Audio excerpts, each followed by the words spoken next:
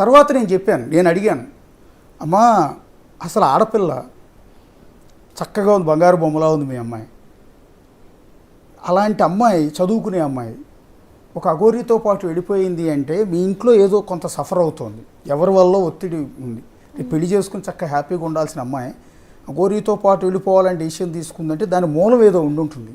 మీరు ఒక కన్న తల్లి కదా, ఏ రోజన్నా చక్కగా ఒళ్ళో పడుకోబెట్టుకుని కూతుర్ని అసలు ఏం జరిగిందో చెప్పమ్మా, ఎవరి వల్ల నీకు ఇబ్బంది ఉందని మీరు ఏమన్నా అడిగారా అంటే మీ అమ్మగారు అన్నమాట ఏంటంటే ఇప్పటివరకు అడగలేదండి, నేను కూడా అందరిలాగానే మందలిస్తున్నాను, నా కూతురు కదా దారిలో పెట్టుకోవాలి అని. కానీ ఇప్పుడు మీరు అన్నాక నాకు అనిపిస్తోంది ఏదో జరిగి ఉంటుందని, నా బిడ్డ నేను అడిగి ఉండాల్సింది అని అందా ఆ రోజు. ఇంకోటి ఏంటంటే నేను ఆ రోజు అడిగా, విష్ణు మీ అమ్మాయిని గుజరాత్ నుంచి తీసుకొస్తున్నప్పుడు ఒక వీడియో ప్లే చేశారు చీకట్లో, అక్కడ అమ్మాయి ఏడుస్తోంది నేను రాను అని. ఆ టైంలో విష్ణు అనే వ్యక్తి వాడిన భాష మిమ్మల్ని బెదిరించేలా, నీకు సంబంధించిన వీడియోలు నా దగ్గర ఉన్నాయని, లేకపోతే వాడిన పదజాలం వింటే కేర్ టేకర్ గానో అన్నగానో బంధువుగానో అనే మాటలు కాదండి అవి, ఏదో సంథింగ్ తేడా ఉందని అన్నప్పుడు మీ అమ్మ రియలైజ్ అయ్యారు. ఇప్పుడు చాలామంది మీడియాలో చూసిన వాళ్ళు కూడా అదే అనుకుంటున్నారు, నాకు విష్ణు అన్నయ్యకి బ్రదర్ అండ్ సిస్టర్ రిలేషన్ తప్ప వాళ్ళు అనుకున్న విధంగా ఏమీ లేదు. మరి ఎందుకు ఇంత నా మీద పెత్తనం చేస్తున్నావు నాకే అర్థం కావట్లేదు. ఇప్పుడు ఆ రోజు అంటే మేము చూసింది ఒక చిన్న క్లిప్పు, అది ఏదో పొరపాటున వచ్చింది కాబట్టి ఆ వాయిస్ తిన్నామమ్మా. మిమ్మల్ని అన్నమాట నేను కూడా అంటే ఆ మాట ఎందుకు అన్నారు అంటే, ఈ లేడీ అఘోరి నన్ను బేరం పెట్టింది అని చెప్పని వాళ్ళు అంటున్నారు. మీ దగ్గర ప్రూఫ్స్ ఉంటే నాకు చూపించండి అన్నాను. ఆడియో రికార్డింగ్ ఏముంది వినిపిస్తామన్నారు, ఇంతవరకు నాకేం వినిపించలేదు. అంటే ప్రూఫ్ ఉంటే డైరెక్ట్ నాకు చెప్తే నేనే రియలైజ్ అయ్యి ఉండిపోతా కదా. వాళ్ళ దగ్గర ప్రూఫ్స్ ఏం లేవు, ఓన్లీ మాటలతో చెప్తున్నారు. మాటల్లో చెప్తే నేను ఎలా నమ్ముతాను? సరే, మీ అమ్మ గుజరాత్ నుంచి వచ్చేసిన తర్వాత అమ్మ ఏమన్నా మీతో మాట్లాడిందా చక్కగా? అమ్మ అసలు ఏం జరిగింది? లేదు, గుజరాత్ నుంచి వచ్చిన తర్వాత నెంబర్ 1 స్టూడియో వాళ్ళు టచ్లో ఉన్నారనమాట విష్ణు అన్నయ్యకి. వాళ్ళకి మాత్రమే నిజం చెప్పుకుంటూ వచ్చాడు. నెంబర్ 1 స్టూడియో వాళ్ళు ఒక రూమ్ తీసుకున్నారు, అక్కడ స్టే ఉండమన్నారు. తర్వాత వాళ్ళ స్టూడియోకి తీసుకెళ్ళి ఇంటర్వ్యూ చేశారు. అప్పటికే వాళ్ళు నాకు చెప్పారనమాట, ఇలాంటిది అలాంటిది అని చెప్పని. నేను ఇచ్చింది 2 మీడియాలకు వెళ్ళిన తర్వాత. నెంబర్ 1కి శశి టీవీ అని ఒకటి ఉంది కదా వాళ్ళకి. అది కూడా ఎందుకు ఇచ్చా అంటే ఈ విష్ణు అనే వ్యక్తి ఇయ్యమన్నాడు కాబట్టి ఇచ్చాను. అసలు మీడియా ముందుకు రావడం నాకు ఇష్టం లేదు. ఇప్పుడు కూడా ఎందుకు వచ్చాను అంటే ఇంకా నిజం తెలియకపోతే జనాలు ఎలాగో అనేసుకుంటారని చెప్పి చెప్పడానికి వచ్చాను తప్ప మీడియా ముందు రావడం నాకు ఇష్టం లేదు. తీసుకెళ్లారు, ఇంటర్వ్యూ చేశారు. జాబ్ నాకు ఇస్తారని నేను ఊహించలేదు. అసలు జాబ్ నేను అడగలేదు కూడా.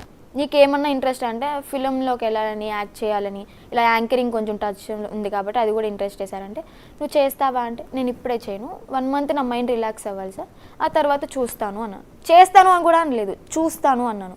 కానీ వీళ్ళు ఏం చేశారు, నెంబర్ 1 స్టూడియో వాళ్ళు నా ఇన్స్టాలో ఐడి ఒక పిక్ స్క్రీన్ షాట్ తీసేసి ఐడి క్రియేట్ చేసేటప్పటికప్పుడు ఒక ఫౌండ్ పేపర్ ఒకటి తీసుకుని వచ్చేసి నాకు ఇచ్చేశారు. అది నేను ఓన్గా అడిగితే వేరు, వాళ్ళు అలా ఇచ్చేసి మీడియా ముందు చూపించడం అంటే ఇది ఇక్కడ ఏమర్థమవుతుందంటే వర్షిని వచ్చిన ఫస్ట్ మాకే ఇంటర్వ్యూ ఇచ్చింది, మా దాంట్లో కూడా జాబ్ చేస్తుంది. ఎంఎస్ఆర్ గారితో ఇంటర్వ్యూ ఉంది కదా, నేను చేసిన ఇంటర్వ్యూ అది కూడా నేను జస్ట్ నార్మల్గా అడగమ్మా నీ టాలెంట్ చూద్దాం అన్నారని నేను అడిగాను. అది ఇలాగ మీడియాలో పెట్టేస్తారని చెప్పి నేను అనుకోలేదు. ఎంఎస్ఆర్ అంటే ఎవరమ్మా? నెంబర్ 1 స్టూడియో చైర్మన్ గారు.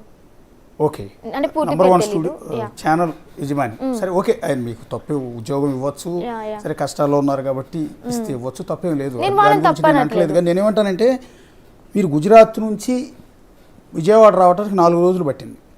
ఎక్కడెక్కడ మిమ్మల్ని దాచారు అంటే ఎక్కడెక్కడ మిమ్మల్ని ఉంచారు? గుజరాత్ నుంచి డైరెక్ట్ ఉజ్జయిన్ తీసుకెళ్లారు.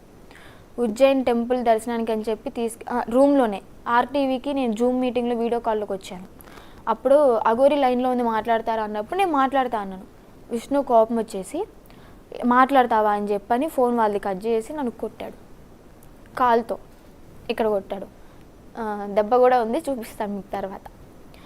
నన్ను ఎందుకు కొడుతున్నావు, నేను మాట్లాడే తప్పేంటి, నేను నిజమే మాట్లాడుతున్నా, మీ దగ్గర ఉండడం నాకు ఇష్టం లేదు, నేను ఆమె దగ్గరే ఉంటాను అని చెప్పని మొహం మీద చెప్పేశాను. ఇన్నాళ్ళు పెంచిన వాళ్ళు పనికి రాలేదు కానీ 2-3 నెలలు వచ్చి పరిచయం అవగానే అది ఎక్కువైపోయిందా నీకు అని చెప్పని కొట్టారు. ఓకే, కొట్టినా కూడా నేను దెబ్బలు తింటూనే ఉన్నా, ఎందుకంటే నా తప్పేం లేదు. కొడుతున్నారు, పైన దేవుడు ఉన్నాడు చూసుకుంటాడు. కర్మ అనేది ఎప్పటికైనా కానీ బ్యాక్ రావాల్సిందే. నన్ను కొట్టే హక్కు నీకు లేదు, నా మీద చెయ్యి వేయొద్దు, నన్ను బూతులు తిట్టొద్దు అని నేను ఎన్నోసార్లు చెప్పాను ఆయనకి. అయితే నువ్వే అవుతావే చెప్పడానికి అని చెప్పని అన్నాడు. నేను సైలెంట్గా ఉన్నాను. వాళ్ళు టెంపుల్కి తీసుకెళ్లారు. తర్వాత కొట్టడం అయిపోయింది. ఈవినింగ్ పూట టెంపుల్కి తీసుకెళ్లారు. నైట్ టెంపుల్ దగ్గర ఉజ్జయిన్లో విక్రాంత్ బరే శ్మశానం ఉంటుంది. ఆ శ్మశానం దగ్గరికి కూడా వెళ్ళాము. నేను ఇదే క్లాత్ అక్కడ కొనుక్కున్న ఉజ్జయిన్లో. ఇలా కప్పుకొని ముందుకు వెళ్తుంటే స్టెప్స్ వరకు వెళ్ళి ఆగుదాం అనుకున్నా. ముందుకెళ్ళి అక్కడ ఆగాను. పిలుస్తుంటే ఆగట్లేదా, తొక్కలో ఒక క్లాత్ మెల్లో వేసుకుని షో చేస్తాం అని చెప్పి అక్కడ కూడా కొట్టాడు పబ్లిక్ ప్లేస్లో కొట్టాడు. ఓకే నేను ఇంకా ఆ శివయ్య ముందు కూర్చొని ఏడ్చుకుంటూ నాకేంటయ్యా ఇన్ని కష్టాలు, నా డెసిషన్ తీసుకోవడానికి నాకు హక్కు లేదా, ఓకే పెంచాడు అంతా చూశాడు, ఒక తండ్రిలాగా భావించాను నేను కూడా, కానీ నా మీద ఎందుకు పూర్తి హక్కు తీసుకో అని చెప్పి అనుకుంటున్నాడు అని చెప్పని నేను దేవుడి ముందే మోకరిల్లి ఏడ్చుకున్నాను. తర్వాత కాసేపు సాధన చేసుకున్నాను, వచ్చేసాం.